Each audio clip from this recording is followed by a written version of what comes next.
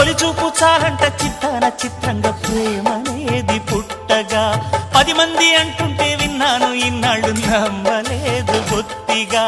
ఆ కళ్ళలో ఆ నవ్వులో మహిమ ఏమిటో ఆ కాంతిలో ఈనాడే నా ఉదయమైనదో